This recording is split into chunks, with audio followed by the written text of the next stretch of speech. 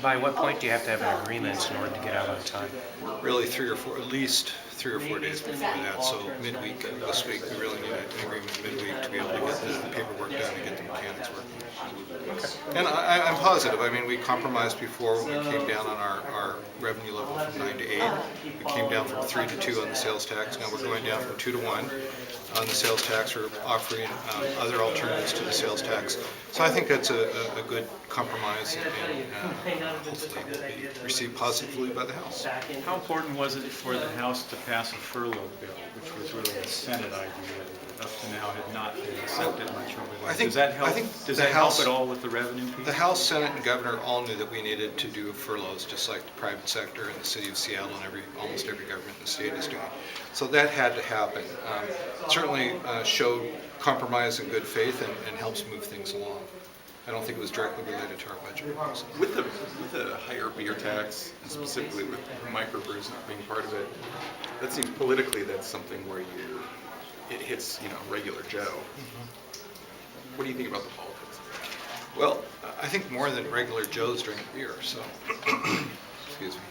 There are no real good choices when you're raising taxes. Our concern was it was not just placed all on business, but it was somewhat spread throughout the state.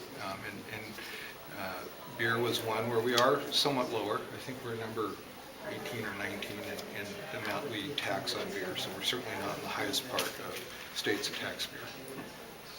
Given that the sales tax has been kind of it has been the stumbling block this entire time, can you talk about why that's still in there and why you can't move beyond it? First of all, I would push back. I know. But so that's how for our members, it wasn't the sales tax that was the troubling point. It was a series of taxes that the House had put in their proposal. Mm-hmm. We think we're meeting them part way by finding other non-sales tax revenue. Mm-hmm. But it's going to be real hard to get there without a piece of the sales tax. Mm-hmm. I think that once you get beyond the issue of the 200 we've been having issues with, this will go pretty quickly.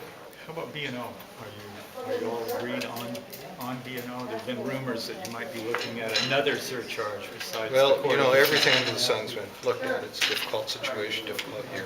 Is that a serious discussion besides the laundry list of businesses that would be hit by a quarter? What I can tell you surcharge? is, would there be an additional one for all businesses? You saw our proposals that left here.